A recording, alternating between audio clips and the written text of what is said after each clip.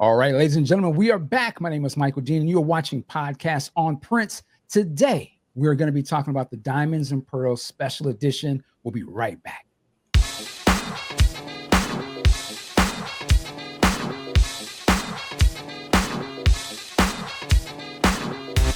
All right, ladies and gentlemen, we are back, and joining me today, oh, Lord, we have a great guest lineup today. Joining me first is Mr. BigSexy and Sexer. And how you doing, man? There you go. How are you, sir? Okay. I'm doing all right. Long week at work, but it's all good. Everything's moving fine, and my quest for global domination continues. That's what's up. That's what's up. Thank you, sir. We love to see you and hear you. So thank you. Also joining us, you can see her up there. Hopefully I'm pointing in the right area. Elena, how are you? The one. What's going on? Hey, how are you doing? How you doing? Long time no see. I looked yesterday, and the last time I was on here was 2 years ago. Damn. Wow. Yeah, I know. That's and I great. watched that video for the first time last night. I haven't watched it since you uploaded it. Yeah. Hilarious. What did you think? Okay, so the reason I haven't watched it is because I was so nervous. You couldn't tell. I think I played it off well, but I was shaking in my little purple boots. I'm telling you, I was so scared. And you got to understand, because, before coming on the show, I was a fan of yours. I was a fan of the show. I'd comment, I'd call in, when I got the guts. So to come on and then expecting to speak, I was like, oh my God. Every time you call my name, you could see I'm like, okay. But I'm ready today. I'm ready. Well, yeah, and I mean, we should let people know you have your own social media presence. You're doing videos, so you're like a veteran. Like now, you like do all these elaborate. Yeah, I'm involved, definitely more so now than I was before. But you can find me on Instagram at the1YT8. That's where I'm most present. But I also have a YouTube as well under the same name.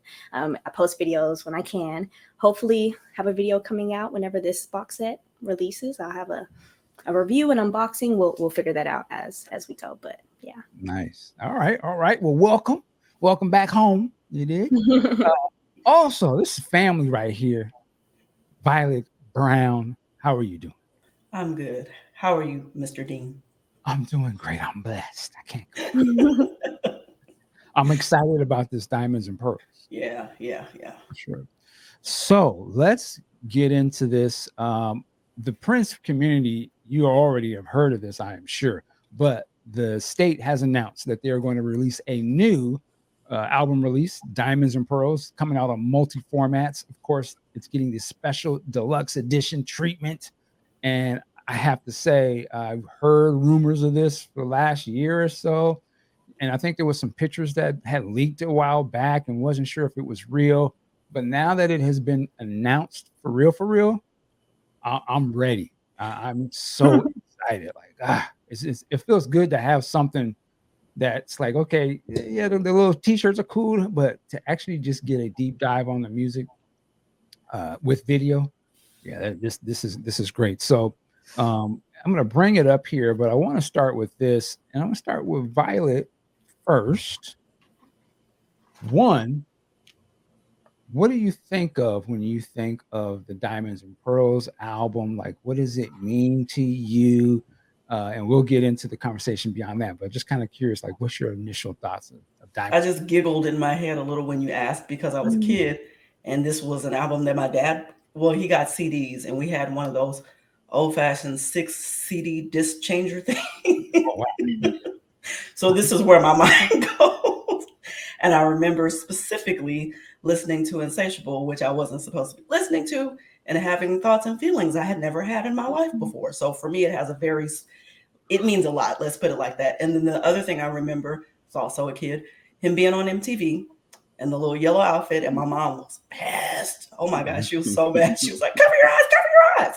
These are the things that come to my mind when I think of Diamonds and Pearls, like a major impression during like the formative years of my life, put it like that.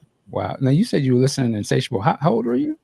I don't know. I know I think elementary. I don't know. I just know I wasn't supposed to be. It was my dad's and he was at work, and I put yeah, I got in trouble, but yeah. I And feel old. right. I'm like, well, yeah. Now, and it's also funny to note, it's funny, but the state has released a couple of tracks from this already, Yeah. and one of them being Insatiable. I think it's called the Early Mix. Early Mix, and you already know. And we had talked earlier, and you were saying, so what does that mean to you to hear that version? Oh, I cried. I'm not gonna lie. I'm not even gonna sit here and pretend like I didn't. I teared right up. The piano. Oh my gosh. I lost it a little bit. I'm still overwhelmed, and I've been listening to it. You already know this. I've been listening to it like on repeat since they released it. Yeah, I'm all for that. All for it. Nice. Elena. Yes. Diamonds and Pearls. And you have, obviously we're all going to have different perspective, but I'm very curious to hear what are your thoughts on this? So although I didn't grow up in the time when this album was released, I wasn't born yet. I wasn't even a thought on anyone's mind. I know. Have grace for me. Have grace. But I do associate my childhood with this album. I really do. It was the first time I ever saw a hologram. I'd never seen a hologram before this album cover. I associate it also with so how I got into Prince. My mom had the Prince, I forget what it's called all the time. Prince the Collection. It was like a video collection. Yeah, the hits. There we go. She had that on DVD, and she would play that, and that's how I really got into Prince. When I saw the visual, it all kind of connected for me. So I remember Diamonds and Pearls being on that video collection and thinking the music video was so beautiful, and there's little kids running around, and I'm like, oh my God, this is cool. There's bubbles and there's dancers and there's that's what I love. Prince was so good at taking you to another space and it felt like another world. And you're like, I want to be a part of that somehow, some way. I whatever he's got going on, I want a piece of that. So that was my avenue into Prince. And so I associate it largely with that as well. Because that whole collection is pretty 90s centered. You have Seven and Diamonds and Pearls and a lot of other Peach. So a lot of 90s I was exposed to really early on. I was probably about 4 or 5 when I saw that. So was that your first sort of introduction? Visually. So I grew up with Prince in the house all the time because my mom was a fan. Like my mom had pictures of him in her closet and stuff. So I was, used to walking to her closet and being like, who the that is. Like she'd have a framed photo of him in her closet. We had a controversy poster in addition. No. It was a random photo from him on some red carpet. Like it's random.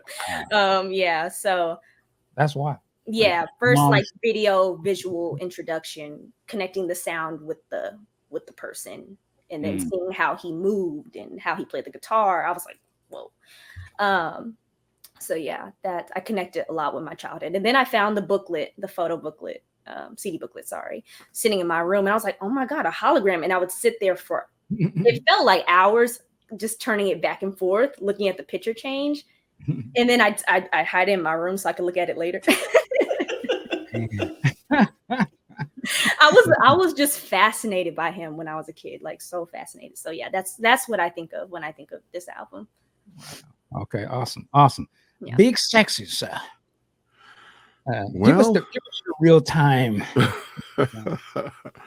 Oh man, I'm truly the elder statesman today.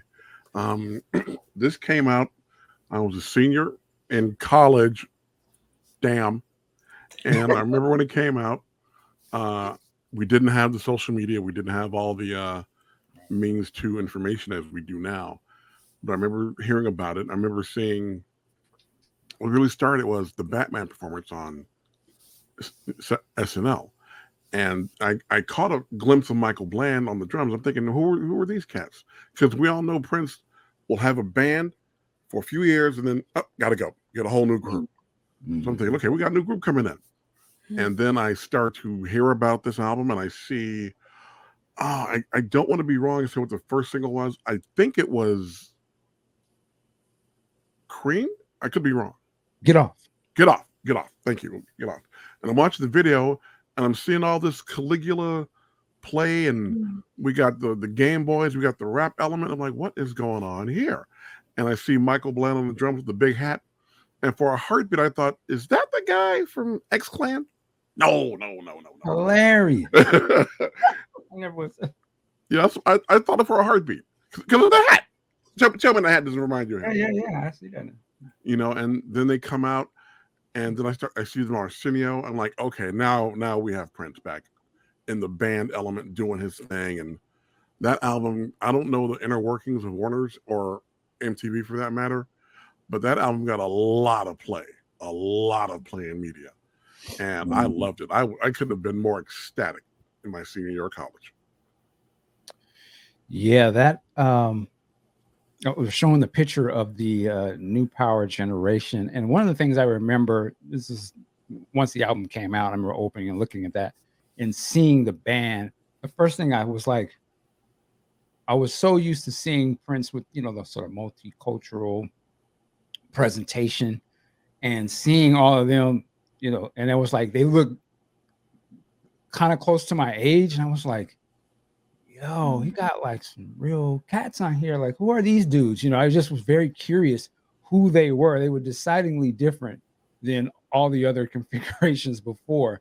And so I was just like, this is a different kind of Prince, you know, and I think this album too came at, you know, it was the start of a whole new thing. You know, we came off of, the classic era. You came off of Batman, Graffiti Bridge.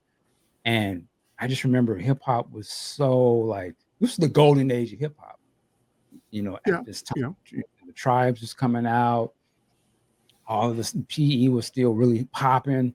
And I remember when the song came out, Get Off, and LL Cool J had already been huge, but he was really huge at this time too. I think Mama Said Knock You Out album. Oh yeah. It's around this baby. Go ahead, baby. He was super hot, right? And I remember hearing this and I was like, oh, I could hear like some Marley Marl. I could hear a little bit of LL. There's a booming system in the kind of remixed in there. And then of course you could kind of hear the In Vogue thing. And I'm like, this is Prince. Like, he has grabbed what is currently going on and is doing it well. Like, I was just so shocked that it sounded like that. And he was rapping. I was like, this fool's coming out rapping out the gate. Like, and it was dope. You know, at this time I was actively recording in the studio, and we would listen to that in the studio. We would be tripping like, how did he do that? Like, how did he get that style? You know, we was amazed by it. So I always remember it was just a new take on Prince. And we were talking about this in the show earlier today. I was fascinated by the imagery, and I'm probably more fascinated today, of the diamond and pearls. The dancers. The dancers. Okay. Hey now. I was like, what? You know, it was Prince, but I was like, wow, he's got two women sharing the stage. It's not like Cat. It's two of, you know, it's two. I was like, that's crazy. Now looking at it, I'm like, wow, he was a ballsy cat, because that was sort of like a taboo. It's taboo in a sense, like, you a black dude and you got two white girls, sort of like the models hanging on you.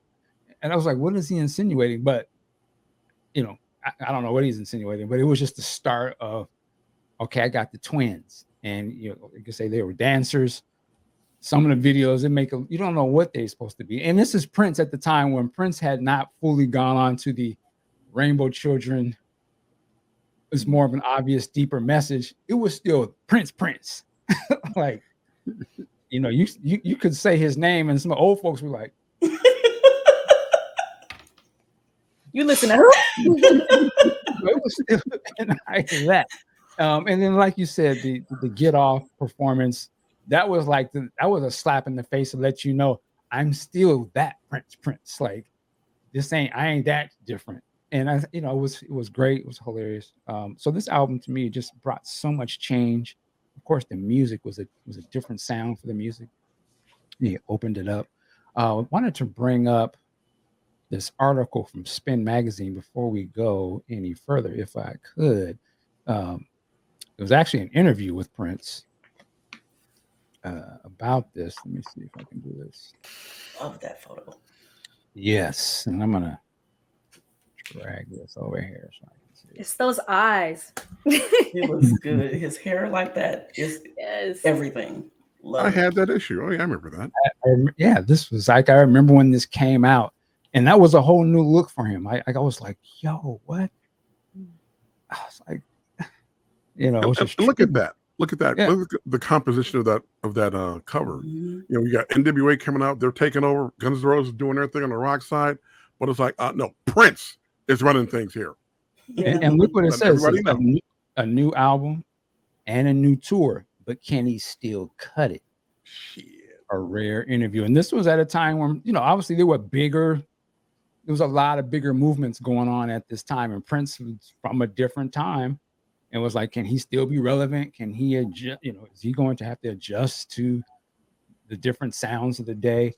And obviously he over delivered, as we see, but Not to go too off the cuff, but did people have the same question for Michael Jackson? Like, as far as this new era of hip hop and, you know, this new sound, was the same pressure put on? I don't think so, because I remember a Rolling Stone article back when he was working on Bad, and it talked about a song that I have still never heard that he was working on with Run DMC. You know, people were, you know, looking forward to hearing that, and as far as I know, it never came out, but it was talked about. Yeah, I think. Well, Mike, what album was that? Well, Remember the Time and all that was on it. Dangerous. I believe that was slightly before this, or right around the same time. It was obviously in the heyday of New Jack Swing. Teddy Riley was producing. If not this, then the Symbol album. Symbol. I'm not sure. Mike got that type of thing because he had, you know, I guess the Dangerous album, he had rappers on it. Was I think Heavy D was on there on the one song, and yeah, I don't know. I don't think Mike got that because Prince is a musician, so I think it's a little different. Where it's like he's doing the music, is he going to change his style to sort of incorporate? Just wanted to read a little bit. So this interviewer, if I can find his name, it just says written by Spin staff. Damn, that's kind of cool. But he talks about going to Paisley Park to have a meeting with Prince to try to meet him, and he arrives there. And it looks like he actually comes in and talks to Rosie, and she's singing a song, whatever. But I want to jump to this part here. It says he goes to the Glam Slam club after this. It says, I met Damon Dixon, and Tony M, dancers in the New Power Generation. Tony also raps. Cool guys, chatting with women dressed to kill, guys from Prince's hood who've waited out their talented time and joined the crew. Like Rosie, they don't seem to be disciples of Prince, but rather members of a band bringing their own funky cog to a smoothly running machine. Quips Tony, the New Power Generation is a band. Prince doesn't have to babysit. Talks about not speaking to Michael Bland, but acknowledge him here. At a certain point, he gets into the studio with Prince. Let's see if I can jump to that. All right, here we go. So this is like Spin interviewing the interviewer. So they say, did he talk when you meet him? He says, oh yeah, he talked with no tape recorder, no pen or pencil or pad. I went into Studio B, and this is the same place I was in Saturday. There's incense burning, there's candles, colorful cloths are draped over lights on the walls. With Prince, you get ambiance. Prince comes in, changed into black pants and a white shirt tied at the waist, carrying a CD. He directs me to the center seat behind the sleek knob down console as he puts the CD in. We get lyric sheets and the adventure begins. Drums, big, loud, funky. Drums announce thunder, the first cut, and we're off. The vague Middle Eastern feel of the song, Around the World in a Day, with a kicking bass and drum, prompts Prince to tell me that he's writing a ballet for a corps of belly dancers. Interesting. I saw the Jeffrey Ballet in New York, got interested, and the dancers asked me to do it, he says, leaning in close, not really talking over the music, which is loud, but blending in with it. He has a flat speaking voice that sounds like several voices at one time. I tell him about Rosie recording the demo on Saturday. I love her voice. Can you imagine her voice with some kicking rock track? With some kicking rock track, he says. And I can, because soon Daddy Pop is playing and Rosie's voice is there complimenting Princess. This song is about people who talk shit. And I can tell by his hooded eyes that he's talking about critics like me. True. I recognize Willing and Able from the rehearsal earlier that day. I had a dream that I was playing this on MTV Unplugged. The free-floating mid-tempo cut would work perfectly acoustic. Well, why don't you? I ask him. I want to. I will. Most of the songs on Diamonds and Pearls written with the band, performed and recorded in the studio with the band, easily lend themselves to acoustic arrangements. Smart, economically songs that deserve close inspection.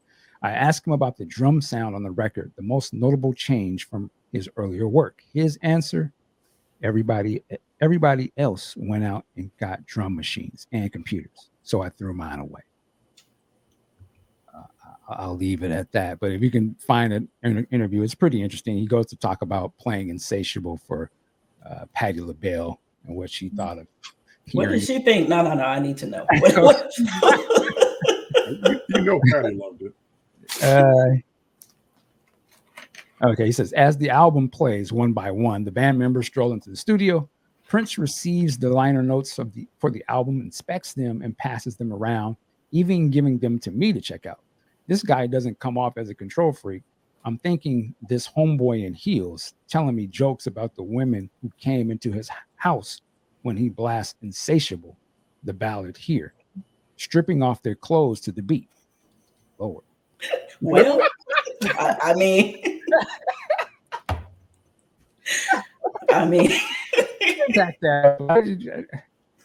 Prince a wild boy. He said, hey, let me tell you about the time I had some, something came over, you know what I'm saying? I put this on. He is Prince. I mean, have you heard the song? Right. So, all right. Well, there's that take on the song. And then he says, or when he talks about playing it for Patti LaBelle, stopping it mid-song before the climax and watching her get mad. The most telling thing he said here was about the music. This is a quote. If I was somebody else, writers and critics would be all up in the way the chords work and the keyboard lines. They just write off my slow jams. I hate that he felt like that. Because. But I can kind of see where we take it so for granted, man. This guy's talent, that if it's not the next Purple Rain or Adore or something. Well, you saying Adore made me think there is still that thing where back in the day, there was a lot more separation between music. There was a lot more, only this group of people gets to say what's good and what's not. And so while it may have done well on a certain station, not everybody was talking about that. So there's that too. Also, I think a lot of us fans, and I will admit this, we took his talent for granted too. Because I remember when he played the Hall of Fame and people were like, oh my God, I'm like, I've heard much better out of him. This is just everyday stuff to me. So, and when you're that talented, people, you just do. That's just what you do. You just drop a nuclear megaton bomb on people. Okay, that's just Prince doing what he does. Because when he broke up the revolution, what you gonna do? Oh, sign of the times. Okay, he's just Prince. Doing his thing. Yeah. All right. Well, let's get into this special edition, deluxe edition, whatever you want to call it. Super deluxe edition. Let me ask you guys this. If you haven't already, have you guys ordered any of these? And if so, which one? I see Elena shaking her head. We can start with you. So I bought the 7 CD set. Oh, all right. Congratulations. Yeah. Because those are gone. Yeah. Well, the singles are gone. Yeah, the singles are gone. They're sold out. I would do the vinyl set. But I have such a hard time dropping that kind of coin when I don't have the proper equipment to play it on. It doesn't feel right. You know, sometimes I'll collect some records that I come across just because they're rare, but I feel like this album deserves, or this re-release deserves, high quality. So I'm not even gonna bother with it. I just went for the CD set. All right. Violet. CDs, but everybody already knows I don't really do vinyl. I have 1999 because that's my, but I'm actually going to listen to my CDs. Can I ask a question, Violet? Why are you so anti? Oh, people have heard this story before. Okay. So again, my dad was both of my parents are Prince fans, but my dad was the big fan. Mm-hmm. And I was always in his stuff. And you know how we're in Texas. Mm-hmm. And you know what happens to albums when you leave them like in a garage, right? In Texas. Yeah. So yeah, I got in trouble. And I just haven't ever been able to get past that. And then the other thing I did was playing them, causing them to skip. I got in trouble for that too. It's just a lot of little things. Like I said, in my formative years when I was sneaking in my dad's stuff and getting things I shouldn't have. Right. I got these life lessons. And I don't know, CDs, even though there is a point where they can kind of skip, I've just never, I guess that's the thing that I learned that I like the most. So I just stick with that. And I've tried. I got a couple of pieces of vinyl. I don't have a record player though, so there's that. I still don't have. I would get in trouble with my mom's collection as well. Not records; she had CDs. But I would, after playing them, I'd leave them out, scattered on the floor. Yeah, I did. And I'd accidentally step on them. Yeah. Oh, yeah. And I cracked my mom's Girl 6 CD, and she almost beat me down. So yeah, I 100% get it. I get it. Yeah. That's terrible. Kids being traumatized by their parents. I know. Yeah, no, really. Not Diamonds and Pearls. I think of that big blow up my mom had about to get off. I'm telling you, my mom was mad. You know how it is when your parents are mad, you think you're in trouble? Like, y'all cover your eyes. Like, oh crap. I have all these memories specifically because of this album over that kind of stuff. Wow. I'll make sure I don't give you no vinyl. Moment going. Well, she's in Minnesota now, so they won't work. But, they definitely won't work. Yeah. Right. Yeah. Big Sexy, what you gonna do? Oh, you know what I did. You know I had to go the whole shebang, the super deluxe vinyl. And I had to drop that money. Got to do what I got to do. But I definitely get the reluctance of vinyl because vinyl requires a certain touch. Because back when I was a kid and vinyl was everywhere, you would just grow accustomed to little pop scratches and all that.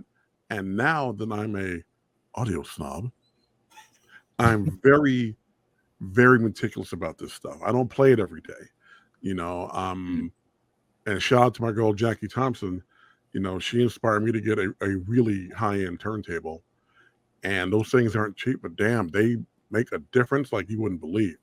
And so when I heard they were doing the Prince stuff and 180 grand back with the 1999 release, I'm like, gotta have it. And then they just gotten better. I just recently picked up the Prince of Revolution Live on vinyl. Sounds amazing. When if you're gonna do vinyl, like Alina said, if you're gonna do vinyl, you gotta have the equipment. And I said this before, I'm gonna say it again. If you're running with the little Crosley closing plays, no, you're not getting the full experience. You got to do what you got to do and get it up there and let it rip. Yeah. Just letting you know, I didn't buy this. Somebody gifted this to me, and I was like, well, that's just going to be decoration because I already know. Yeah, I'm like, I already know that thing ain't busting like it needs to be busting, so it's just hilarious. I get what they were trying to do, They're like, oh, Alina likes old music. We're gonna get her a record player, but then this the record player. I'm like, it's the thought that counts. It's the thought that counts.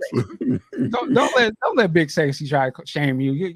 No, I had one of those too. Goddamn it. No, he don't have to. Like, I appreciate and I aspire to be like Big Sexy. I want the equipment. I want the whole thing because his work specifically deserves that quality if you're gonna do it.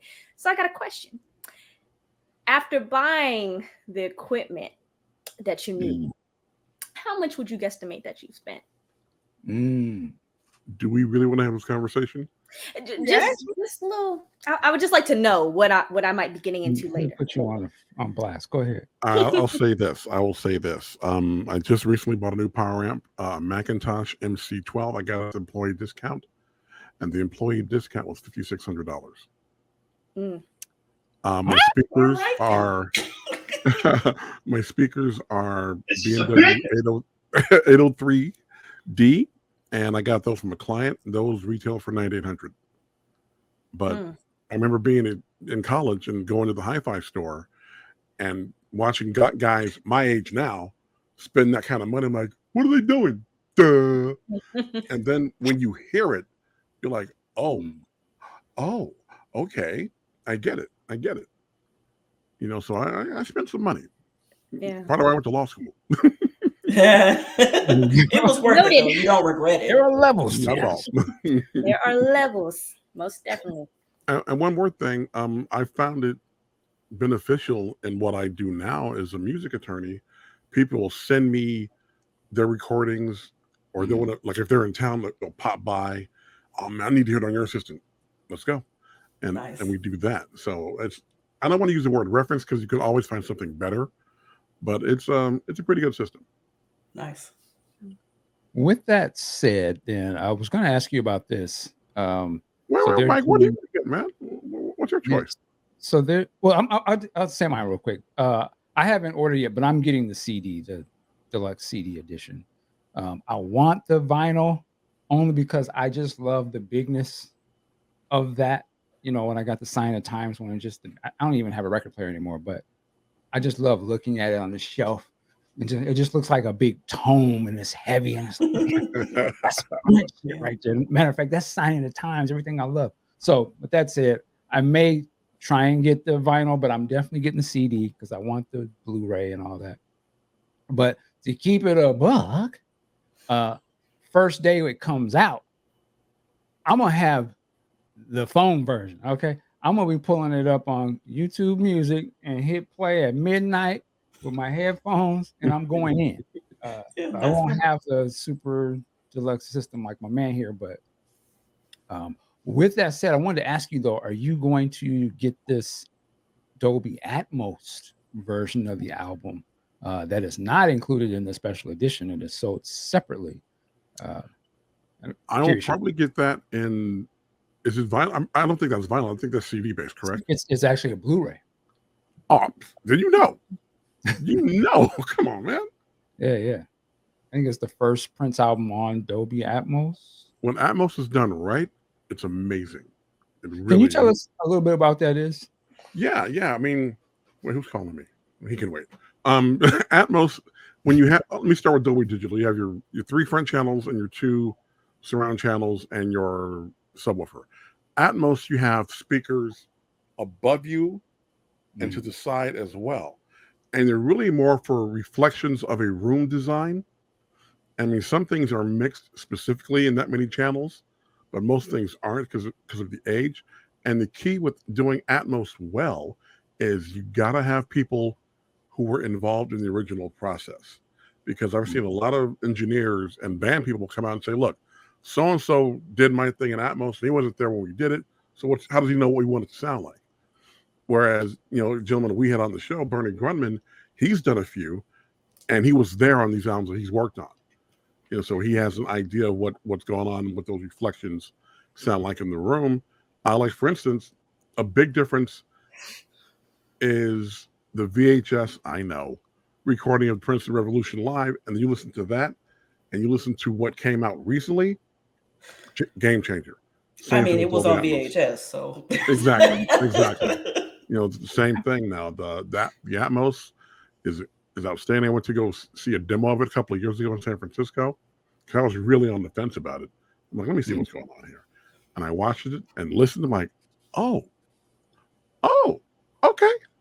So if something's on Atmos that I want, I'm going to have it. It's really that simple. I'm not going to buy everything because of the format, but if there are things that I already like that are going to be re-released in that format, I will probably go ahead and pick that up. Okay. I've heard of it, particularly in movies. Yes. You know, it's a big thing in that. I do not have an Atmos system myself, but I have heard people talk about stuff bouncing down. And I'm very curious how they would do Prince's album that way, because I assume it was not mixed to be doing that type of stuff. So I wonder how they're going to decide what comes this way and how that would sound. Is it just to give it more surround type of sound, I wonder? But yes and no. Again, it's more about the ambience around the music. It's like you're more placed in the middle of the recording studio or in the recording space. I have to step out for a brief moment. Excuse me. Oh, no problem. All right, well, let's move on. Now I'm just on here with the ladies. Okay. All right. So let me bring us back into, so let's just start going. Well, first of all, before we get into the track, to say that this comes out October 27th of this year, 2023. So we only got a couple months to wait. Yeah. It's crazy.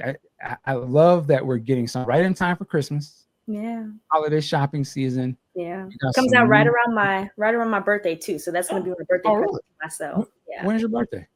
October 20th. So 7 days after is when it'll drop. And I'm so ready. I see what you're doing. You're trying to put the little hint out there to somebody watching. Like, my birthday. Hook us up. It's like I already bought it, so you can't buy it for me. But I'm like, you want to give me something now? So I'm like, you can do this. All right. Okay. So let's start going through some of the tracks, and if anything sort of jumps out.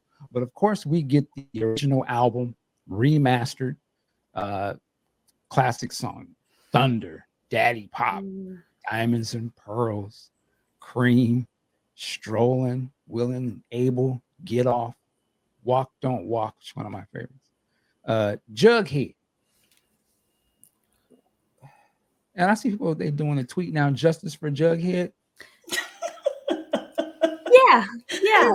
Do you know what's so funny? Because like I didn't grow up when this album dropped, so I don't, in a lot of other albums, so I don't always understand the history behind certain songs. I grew up with a lot of a lack of bias because I didn't grow up with some of the context, and so I just hear the music how I hear it, and I build my own opinions about it. And so I was so surprised when I joined the fan community like maybe 2 years ago, the disdain that people have for Jughead. I don't get it. I love that song. I've always loved that song. I'd play it all the time. I don't get where it missed the mark for some people. I mean, I understand not every song's for everybody, but it just seems like there's a cult group of people that are like anti-Jughead. So I'm just like, I don't understand. If somebody could give me more context to that. And I'm with you, Alina. So for me, because I was thinking about this earlier when we were talking about it, there are a lot of things. I was a kid, so I had my own perception of it. Like I didn't do fan group. There wasn't a fan group to be in. It was just, I like Prince. Like, you know what I mean? Yeah. So there's some things like that. I understand what you're saying. Like there's like a community of feeling about it that I don't have any connection to. At all. So I get you. Yeah. I would add to say, and I'm not speaking for everybody, but I think part of it was a little strange or unfamiliar to hear Prince sort of doing a contemporary style of music. And I think a lot of fans who have been writing to this point, this album, Prince sort of ushers in that, I'm acknowledging these other styles that are popping right now, and they are different from the classic Minneapolis sort of Prince thing.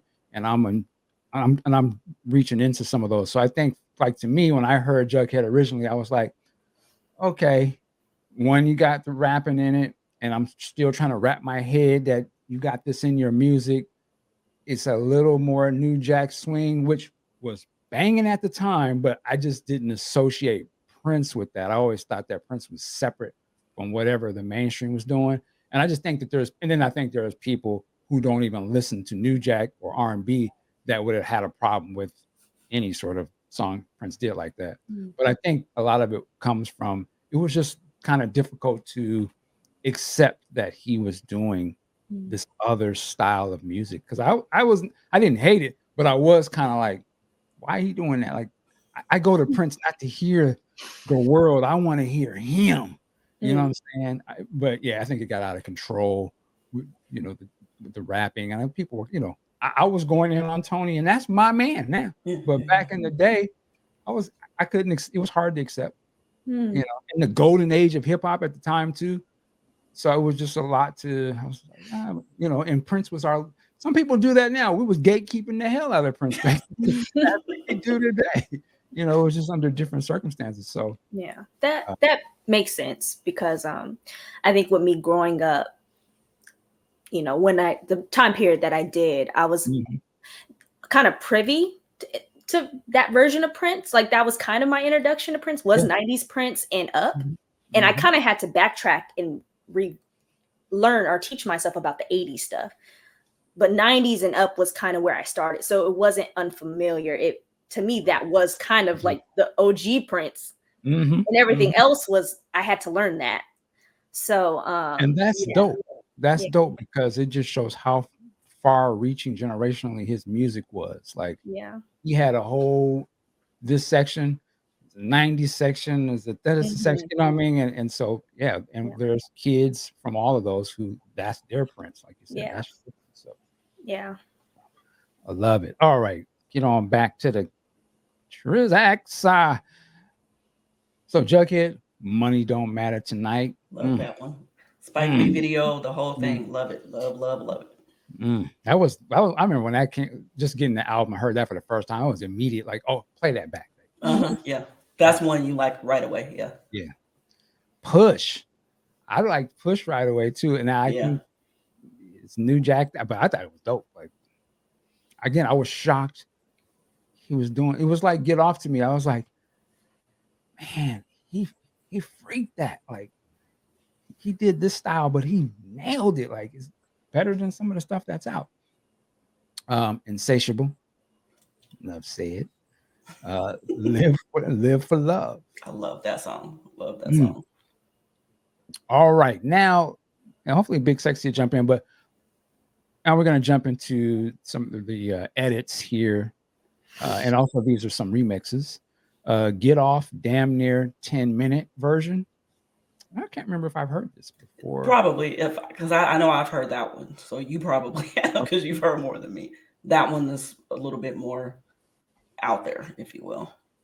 Is that the sort of the original version of Get Off? Because wasn't the original version of Get Off different than the released single version slightly? I want to say. I would not know.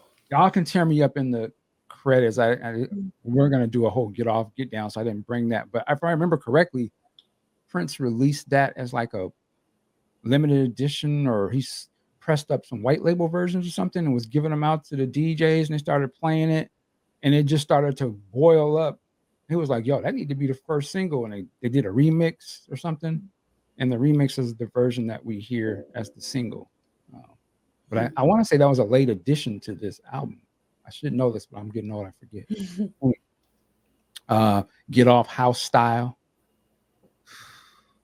Love that. Actually, wait a minute. Actually, are these track listings of the maxi single? Yeah, because that's what I'm saying. It's like we definitely have heard these. Yeah, I've heard. Yeah. So House Style, dope. Violet the Organ Grinder, yes. Gangsta Glam, yes. I'm gonna go all and say Horny Pony. I'm saying it right. The Horny Pony. Give it up, y'all. Hey, that was the dance. Did we ever see what that dance was? I can't remember. You know this? Do you know this one, Elena? Yeah, I'm familiar with all the songs, but yeah. You know the dance, the Horny Pony? And I feel like I've seen Prince hit that a few times. Okay.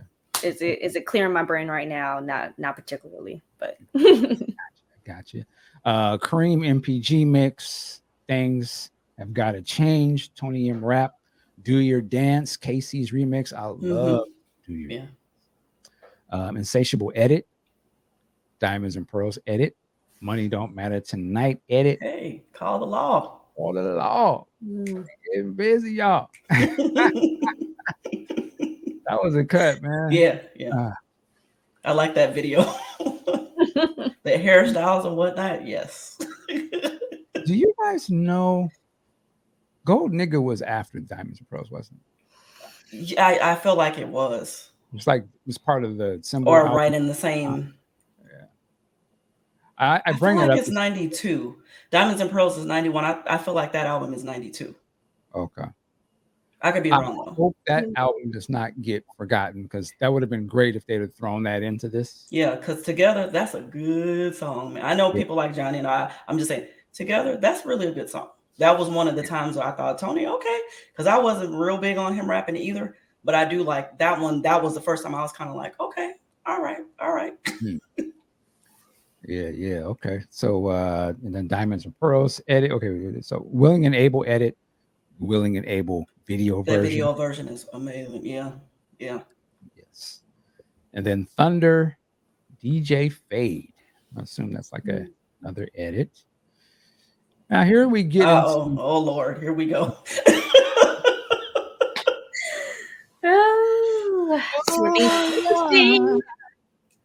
Well, any thoughts on Schoolyard? Have you heard this song? Yeah.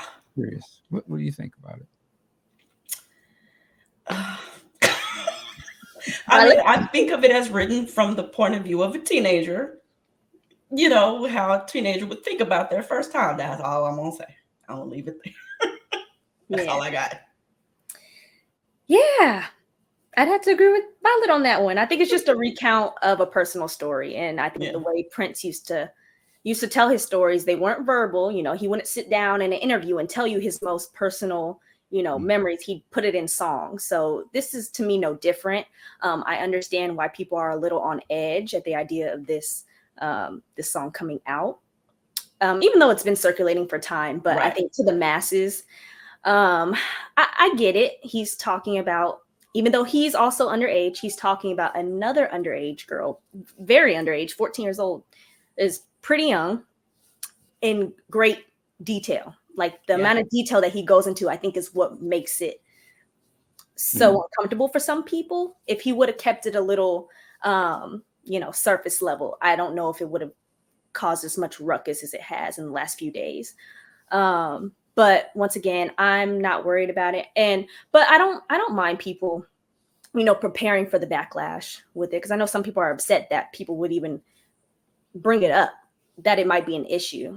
Don't talk about Prince like that. But I'm like, it makes sense to prepare yourself for the possible backlash that can come with this. I mean, Prince is literally picked apart for much less. So for all we know, it could end up on TikTok, and someone who isn't a fan picks it up and they start talking about it. I mean, we've seen it before, right? Oh, yeah. Right. So I'm prepared, but once again, it doesn't shake me. I'm also used to this side of Prince, so it's we gonna cross that hurdle when we get to it. I was actually surprised that it became a thing. And I guess I just didn't think that it was a problem, but now I can see where people are coming from. But personally, I don't really. I mean, I'm like, I was only 16 and her name was Carrie. She was the number one little girl I wanted to marry. I think it's literally just because the age and the amount of detail that he goes into. And this day and age as well, because back in the day, a 16-year-old and a 14-year-old, nobody would bat an eye, right? But these days, people kind of look for stuff. So Oh, and it's definitely still happening. It's definitely still happening. I went to school with pregnant middle schoolers, so they getting down. It's just all right. What did I walk in on? I mean, let's just be honest. It's going on. It's happening. So I don't know what we're all getting our panties in a bunch about. I think people are imagining him singing it as an adult and acting like not actually paying attention, but trying to make it a thing. Because there have been those people, like what you were saying about people on TikTok, calling him a pedophile and doing all this other extra stuff. And it's like, oh, look, proof. See, Right. Or fantasizing about the past. And I'm telling y'all that this is just how Prince told his stories. I mean, he's talking about a different time. And these are what do you call it? Hide and go get it. All your little foolishness shenanigans. I'm scared. What is that? Excuse me. Do I want to know? I don't think I want. Podcaster. No. But I mean, things that kids do. As I said, it still goes on to today. So he's just talking about just normal kid stuff. I mean, that's what kids, unsupervised or supervised, can get into sometimes. But I love that this is the first song on the boat, saying like they're letting you know, bam, Yeah. what? Yeah, putting it right there at the top. Yeah. Yeah. So I'm ready. I love that song. How would you guys feel if they edited it? Because I know some people are like, okay, if it comes I out, wouldn't that's care, fine. but I don't think it's necessary, but I wouldn't care at the end of the day. If that's what they had to do, that I'm fine with that. I'm not. You know, back when they were doing the music club, they would edit. I mean, they would self-edit some things on there. Mm-hmm. But it's like, dude, let it play. I mean, if that's where your headspace was at that time, you put a disclaimer on it and keep it moving. Yeah. Yeah, but you know, the game isn't fair. Like, you know what I'm saying? Sometimes you could be right and righteous, but the backlash could still be a backlash. I would say don't let it mess up your bag or your business. You don't need to prove nothing to nobody. Like I agree with that. But again, you're letting people who aren't your core fan base dictate to you. And it's going to affect them more than these, you know, outside forces who just have, you know, flavor of the month deal. He said, "What?" Then he move on to the next thing, and he's made a move that affects all of the people who supported him from day one, and that's not cool. That's fair, Big Sexy, but I know you can see the other side of that, wherein a person just may not feel like dealing with a headache, so they just also true. You know what I mean? There's yeah. that part of it too. Yeah. Also true. That is why Mr. Jackson would always say, "You know what? Just sell it. I'm not going to deal with it." Yeah. You know. So I get that. I get that too. Definitely.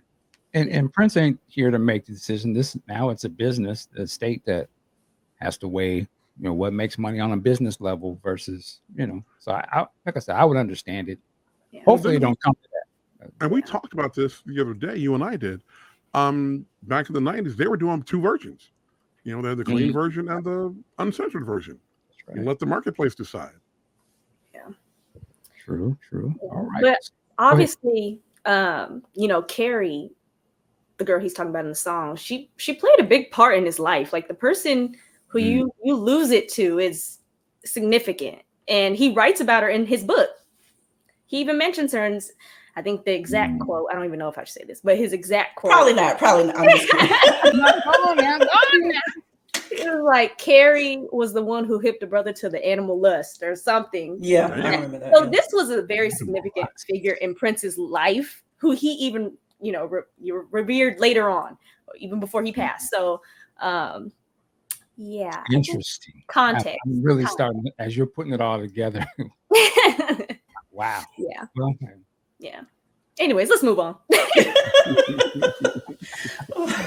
idea. That's just the first track, Lord. My Tender Heart, new to me. Pain, Streetwalker. I want to hear that. Streetwalker.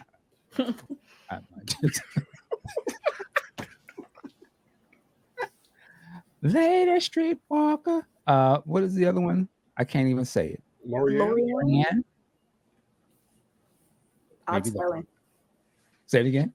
I said odd spelling. Yeah. I'm not used to that spelling of the name in that way. So Dark Side. Interested to hear that. Insatiable early mix, full version. Got that. Glam Slam 91. I don't know if I have heard it, but I don't remember. I don't think I have, but I don't know. Live for Love, early version. I love that song. Love that song. Cream, Take Two.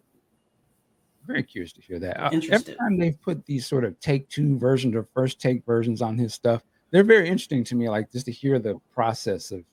They're usually very good. As I think about How Come You Don't Call Me? The version that they put on that Super Deluxe 1999 is just mind-blowing. So when I see stuff like that, I'm like, oh, let's do that now. Live for Love. I'm sorry, Cream, Take Two. Skip to You, My Darling. I'm ready for that.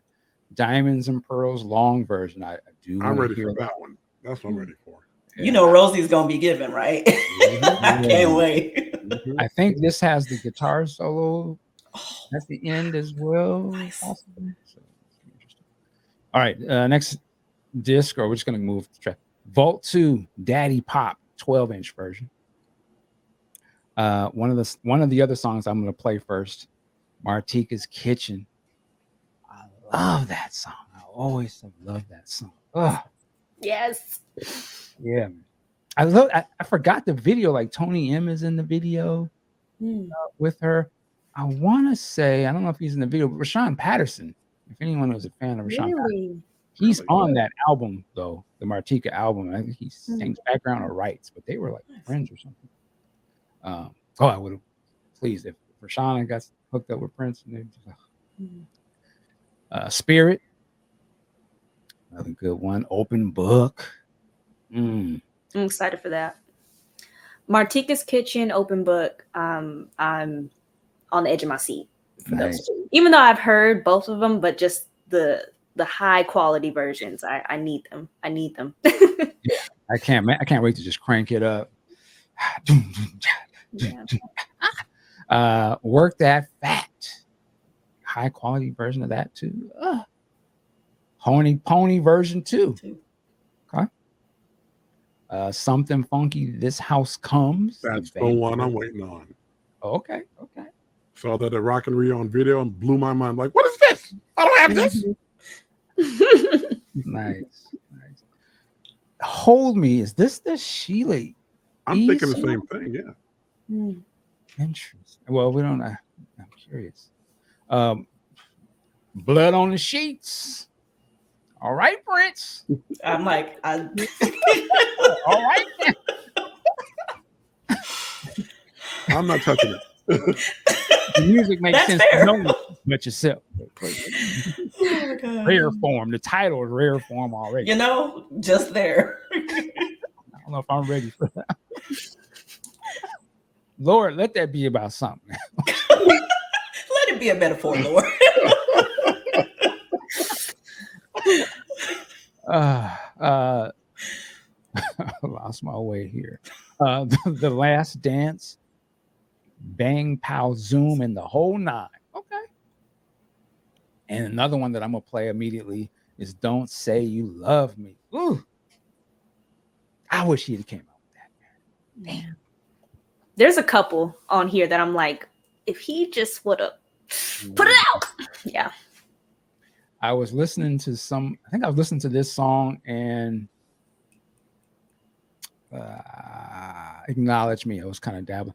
And I was asked a question on Facebook. What would be the dope New Jack Swing Prince album? If we just had to pull what songs. And I was like, Acknowledge Me. Don't Say You Love Me, Martika's Kitchen, Push, Love Sign. I was like, man, he could have had a cold ass, straight R&B New Jack and just shut everybody up. Yeah. All right. Moving on to the next one. Vault 3 is Get Blue. Hey, the El DeBarge song? I'm talking about Tip of My Tongue. Nice. That is so funky. Oh my God. I didn't know they were putting that out there. Okay. All right. Definitely want to hear that. Yeah. Nice. The Voice. Was that the Mavis Staples song? Trouble. Alice Through the Looking Glass. Now this one is out now that you can hear. Elena, what do you think of this? I love it. And I love the two songs that they chose to put out to promote. I mean, two polar opposites, like completely, like one's a whole New Jack Swing dance track, and the other one is like this. We already know. We're familiar with Insatiable. But, oh my God.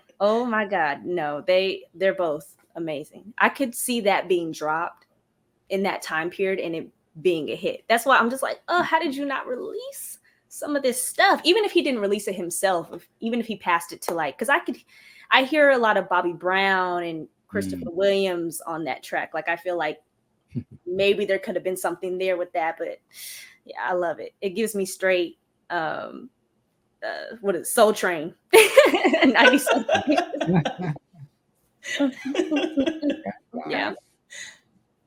Anybody else? Christopher Williams from New Jack City, the educated brother from the bank. That's what you I'm dreaming. Oh man. What do you say? Something I'll make $5 change out your. Yeah, sit your yeah. To find out Yeah. ass down for I make change. I got watch That's still a good film. That's Yeah, still a that's film worth watching again. Yeah. that. All right. Standing at the altar, which I know this. What's 100 New Funk. Cots? Tomorrow. Margie Cox. Margie Yeah. Cox. Always thought that was a really good song. It's so good. Yeah. I just heard her perform that live in June. I went to Bunkers and finally caught what is the name of the band? I always say mine. Mambo Combo. Yes. Mambo Yeah. Combo. I just went blank. Yeah. I caught them for the first time. And she, the crazy thing is I never knew that she was in that band. I did not know that she was in that band. That was my first time catching a show of theirs.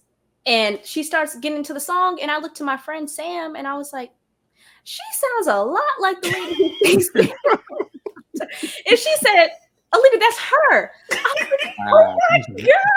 So I stayed after to meet her, and she is the sweetest lady ever. She's such a joy, but I love that song. I sing that all the time. I got the news just yesterday. Yeah. It set you up and ran away. Yeah, I could just, I can't wait. Yes. Oh, get a mic. Go ahead, Mike. We'll have a jam session in here, but to hear his version is going to be, I can't wait. It's like it's a class. It just has that classic kind of Prince something to it. Just the way he's saying. I just love the cadence of it. I love the cadence of that song. It's just, you can listen to that any time of day. It's good. We get high quality versions, like studio quality. I know. Can't wait. Hey You. Another one. I'm not familiar with that. Hey You. Letter for Miles. Uh-oh. All right. I pledge allegiance to your love. I like the sound of that. Thunder Ballet. I'm digging that. Man, with that was Vault 3. Damn. Okay. Yeah. So next up is the live audio. We'll go through this quickly, just to track. And this is from Glam Slam 1992, which I'm gonna ask y'all about because y'all went to Celebration. I believe y'all got to see some of this. I got questions. Yeah. Thunder, Daddy Pop, Diamonds and Pearls, Willing and Able, Jughead, The Sacrifice of Victor. Ooh, you already into the next bag of tricks. Nothing Compares to You, Thieves in the Temple, Sexy MF. And my thing is, I can't see these other three. Can you tell me what those other songs are? Insatiable Cream. Well done. Wow. Yeah. All right. Y'all are in for a treat. That's all I had to say. Y'all are in for a treat. Seriously. So this is the video of that show. And you guys let me know. They played this was it the last Celebration? Or was it 2022. 2022. Yeah. And this is from the Special Olympics. Okay, because I was gonna say I just know that's not what he was. His hair was a little bit different. He was wearing a different outfit. Right. Special is underneath that. We'll talk about that next. But the video. So what do you guys remember watching that concert? Violet, you want to start? I could go for it. But go ahead. You okay. So that was, for those that don't know, that was my first celebration, my very first celebration, and it changed my life. It changed my life. I remember sitting there because I was I queued early so that I can be right on stage. So I'm on stage like this, watching the entire thing, and Tommy's right here playing, and Tony and them are dancing, and Monte's twirling, and I'm like, oh my God. But I remember just looking around like, is Celebration this good every year, or is it just because it's my first time? But I was blown away. Like, it still gives me chills to talk about it, because for a young fan who didn't get to experience Prince in the way that a lot of older fans got to, and seeing him live hundreds of times and, living that experience live on the big screen means the world to me. It means the world to me because it's the closest I'll get to having that experience. And I just remember it was so good, and I felt like I was there. So much so that I was looking at the screen, right? Because that's where they're playing the concert. But every now and then I'd look down at the microphone because they have his microphone positioned in the front of the stage as if he's just going to walk on stage at any moment and start singing himself. And you feel like you're there. So I'd look down looking for him. And I'm like, he's not there. But I felt like I was in that moment, like I was in that time, like I was in Glam Slam. And it was amazing. It was amazing. The footage you're going to see is going to flip y'all upside down. I'm telling you. Telling you. Yeah. And I think one of the things it was saying is this footage, they tried to remaster this as best that they could. And this is going to be in 2K video, which is not 4K, but it is definitely a step up from just regular 1080p. So I'm very excited to see this on my 4K TV. Here you go. Regular old 1080p. Well, video snob over here, man. Really. It's regular old 1080p. Yeah. I mean, did you see the clip that they kind of promoted in the blow your back out dance with the red out? If that's what you like to call it, yes. The blow your back out dance, yes. But that gives you an idea of like the quality of what we're about to see. So I can't. I'm ready. I'm ready. Violet, did you see this? I did. Now I'll be honest, I never did take my eyes off the screen. I was frozen in time, just as I was sitting there with my girl TC. We were just like, it looks so good. It was Can I ask you a question? Where were you positioned in the soundstage? More towards the middle for that particular one. Okay. So closer to where the end of the chairs are. You know how they always have a bunch of rows of seats, and then there's that back, and then you can kind of walk through there. I was back there this time. Okay. And I generally only sit at the front when there's somebody like Stokely on the stage. Right. So I only asked that because I feel like depending on where you were positioned when watching, you have a different experience. That's true. I think that's fair. Yeah, I think those of us that were super close, we didn't realize how good of quality the video was, and those of us that I hear from that were farther back were like, no, that was like pristine quality. Like Kanisa, I was next to Darlene Nisi the entire time. We were right up front. She was like, it wasn't that great of quality. It was really dark. I couldn't really see. It was blown up. It was just because we were so close. Yeah, that's fair. No, where I was at a really great, you could see very, very well. Right. Really, right. Good, yeah. Okay. All right. Yeah, we are definitely ready. I'm ready for that. Man, that's gonna be crazy. And this is the type of thing that I'm paying the extra money for. Stuff like this. Like, it's just going. So I'm glad they're able to pull something like this and put it out. Also, we're getting the Special Olympics Metrodome performance. We're not only getting the broadcasted show, but we get to see the sound check, which I can't wait for that as well. Now let me jump onto my video snob for a second again. I believe that it says that the actual broadcast stuff is in 1080p, but the sound check is like in 2K.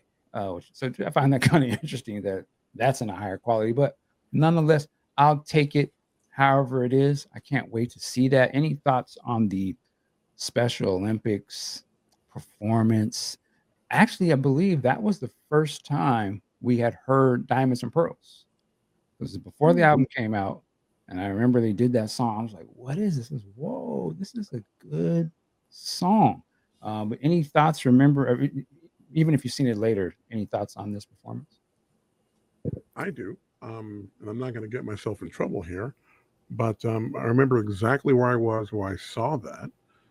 And I remember a young lady calling me at like 11:30 that night and saying, "Oh, did you see this?" So of course, baby, I saw it. We'll talk about tomorrow, at school. And that's all I'm going to say about that.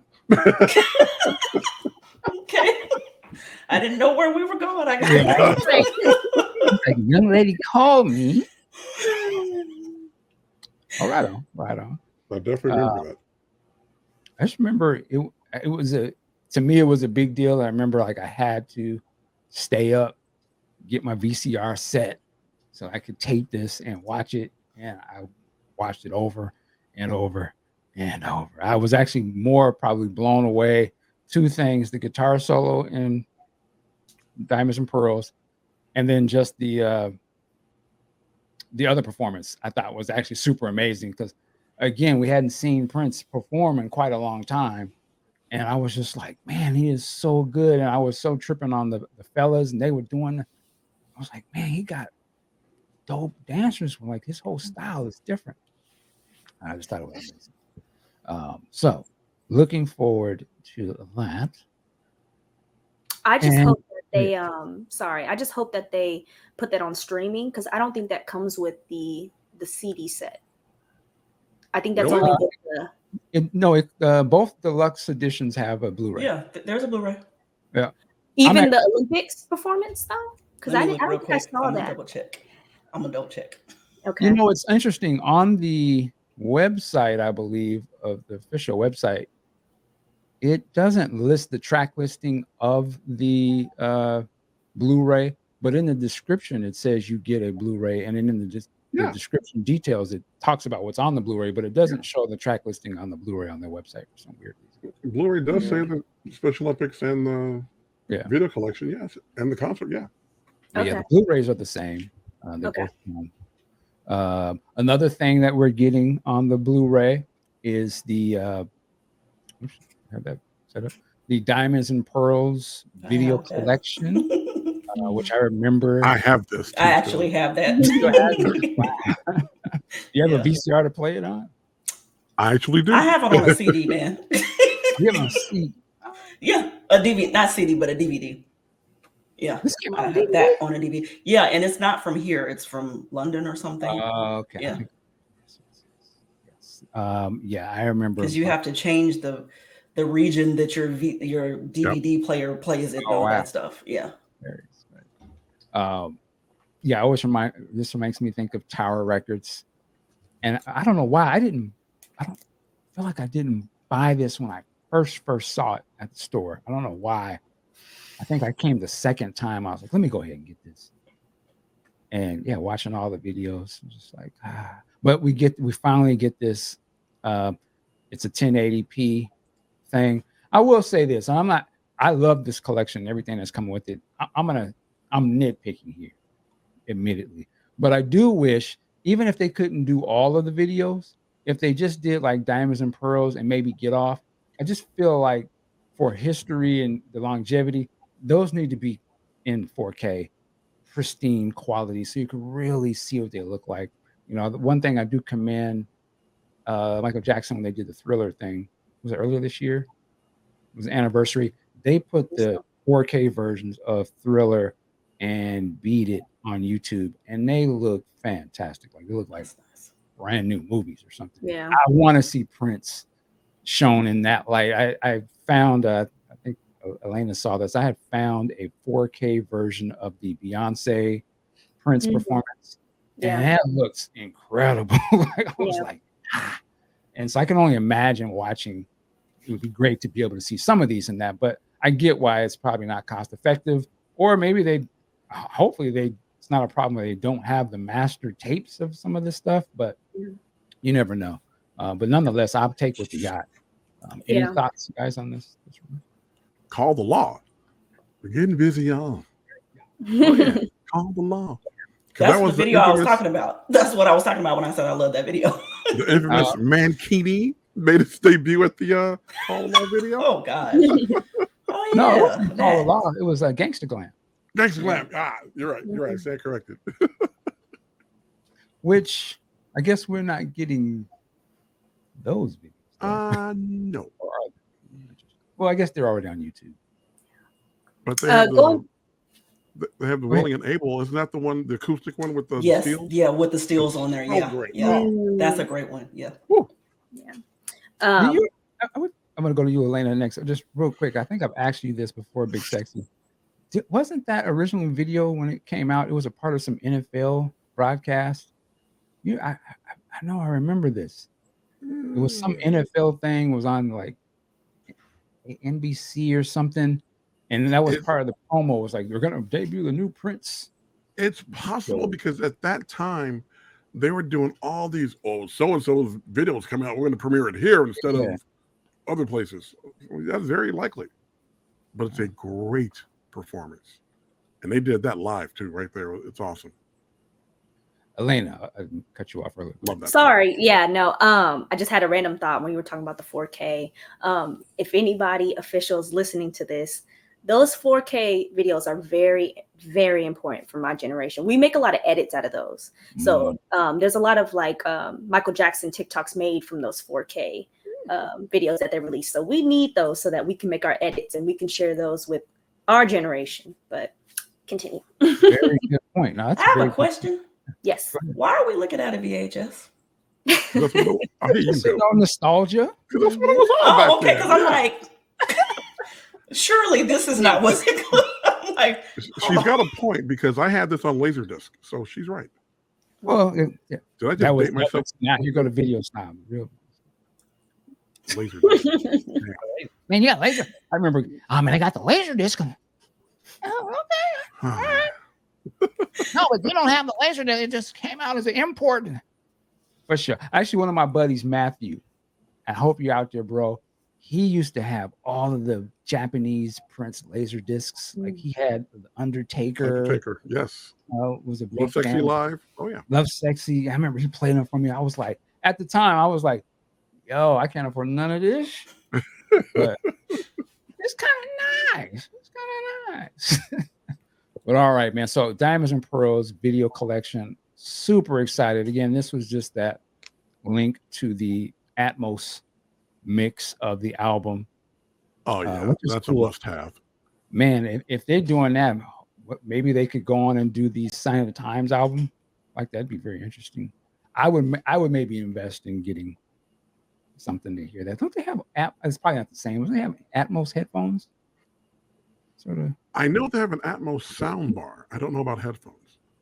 Okay. With that said, that's kind of all that as I'm thinking about it. But any other things you guys want to bring up about this release? Something we forgot to mention? Anything that you think should have been added, possibly? Well, like you said earlier, the Get Off stuff could have been in there. You know, it had its own little maxi single and videos on those maxi singles.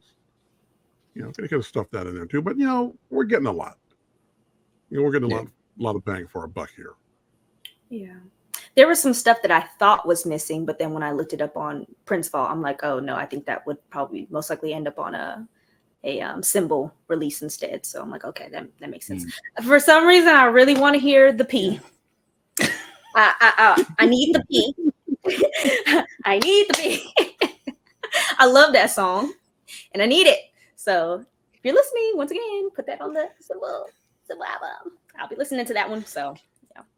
Wasn't there some talk earlier that the symbol album and this was going to be some sort of simultaneous thing or something? Maybe they decided. Yeah, that was a rumor. I remember that because we talked about it. That's right. Yeah. Yeah. And these seem to be going chronological. Why didn't we get Parade? Because are they going chronological? Well, we had Purple Rain. We had 1999. Well, you had one Purple Rain. Then we had yeah. We jumped straight to Sign of the Times, and they'll come back to those. I think.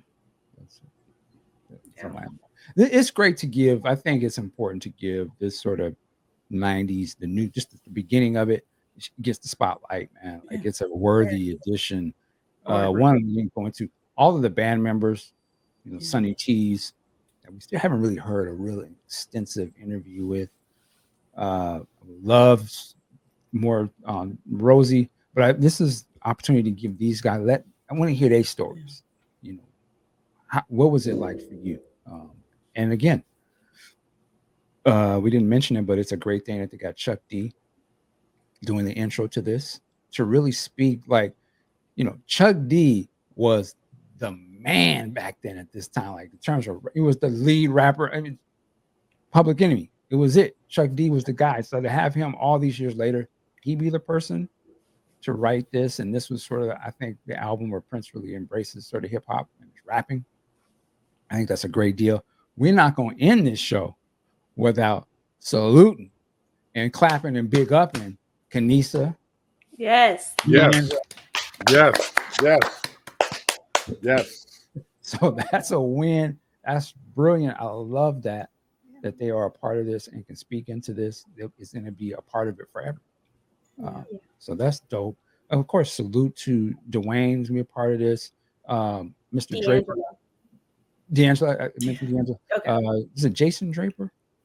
I think is his name. Yeah. One of the cats.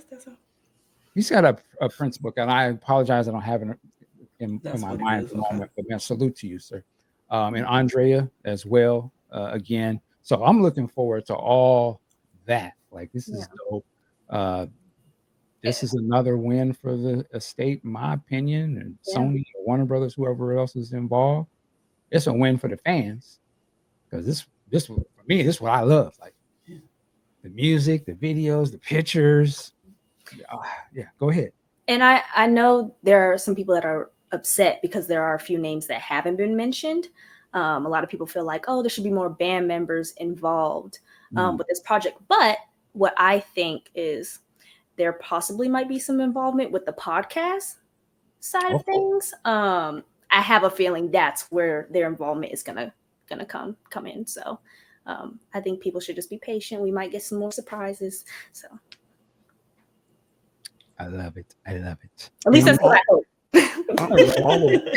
I'm all about the super deluxe editions, because I don't know if the estate did them first, but the estate made them in vogue, because a lot of other musicians are doing super deluxe edition box sets, and they're trying to keep up with what the estate's doing. They're really making it worth people's time. I know Kiss did a couple. I know there's a few coming out from other bands. I'm like, yeah, if you're gonna do it right. Put it all in there, and if you're gonna charge that kind of money, you better give them something for it. And the estate did it again. Absolutely. Last question. So we're all plugged in on this one. We're good with it. What's the next one they got to do? Big Sexy, I'm gonna start with you. I would say Parade. If not Parade, definitely Love Simple. Okay. Violet. They don't have to do anything, but I wouldn't mind Love Simple. Put it like this, where I'm concerned, wherever there's going to be a video of him playing live, I will be buying it. So it really doesn't matter to me where it comes from, what era. I like it all. So yeah. I'm with Violet on that one. They can go in any direction for me, and I'm gonna be excited. I think I would like to hear a Love Symbol. SDE next, though, and I wouldn't be surprised if that were to be next, since it was in talks for so long. They might already have something on the back burner. Don't know, but yeah, I wouldn't mind that. If not that, Parade for me. I would say either Parade, but I would go nuts if they did a controversy, either a Diamond or Dirty Mind controversy, but a controversy and everything that was a part of that era. A lot of people would go nuts. You're like, what? but like, I'll take any of them, to be quite honest. But preference wise, yeah, Parade. That's it. Y'all can put Parade out, then I'm done. Yeah. I'll be everything else would just be icing on the cake. But yeah, another one for me would probably be, which I feel like might not get touched for a very, very, very long time, but Rainbow Children. I think there are a lot. That'd be dope, but yeah. And put that. What's the director's name? SpongeBob, dude. Not SpongeBob. Kevin Smith. Silent Bob, that guy. Kevin Is that what you're Smith, talking about? Yeah. Kevin Okay. Smith SpongeBob. SpongeBob? Dude. directed footage on this. My bad. Exactly. Yeah, like there's definitely content to be put on a project Yeah. like that. So SpongeBob. All right. I was just thinking, I think the reason that I'm good is because I already 1999 is my album and they've done it. So I'm kind of like, which when you said icing on the cake, that is like, because I'm kind of like, whatever I get is good. But that's why, because I got that night, because I remember losing my mind over that. I'm still mad I slipped on buying that one because this. Yeah, yeah. That's now that one I got vinyl, I got CDs, I got all kinds of stuff on that one. Yeah. Okay. I'll go ahead and multiple admit copies. this. On the Sign of the Times one, they did the high resolution download and FLAC files. I have those too. And so if they do that with this as well, on top of my vinyl, I'm going to get the high resolution stuff too. I have to. Nice. Okay. Gotta have it all. Yeah. Got to. That's how I am, have all the things. I'm gonna be like BigSexy. That's why I went to law school. All right. All right. Well, listen, I so appreciate all of you guys joining us, joining me, joining people watching, being a part of this, spending time to talk about one of their favorite subjects. We love to talk about Prince. Before we go, just around the room, you can tell people where they can find you online. Elena, where can they find you? So I mentioned this before, but in case you missed it, you can find me at the one YT8. If it helps you remember YT YouTube 8, the infinity symbol. So the one YT8. All right. Violet Brown, where can they find you online? For me, most things are Violet B Interactive. So I have violetbinteractive.com. I'm Violet B Interactive on I think on Instagram. Not on Facebook, it's Violet Brown. Or you might find me under Violet ESQ for Esquire. So yeah. Go ahead, girl. That's right. And Big Sexy and Sex. Oh, same haunt. Facebook, Mark Wiggins. Twitter, WSE Mark. Instagram, Mark Wiggins 2. And Alina, is that a symbol Tambaraka I see behind you? Yes. We'll talk off here. You can find me on my newly started OnlyFans page because I got to get my money up. Did you notice all of us say, excuse me? Yeah. Something's Now what changed for a little diamonds and pearls change, but nah, I'm just joking. Okay. I was waiting for that part. Put a card. Well, where do I sign up? Everybody's face changed. You said only what? That box. I got to get that box set somewhere. We got a lot of lawyers, goddamn. Anyway, no, you can find us here at podcastjuice.net. Listen, work it like a job. We'll see you next time.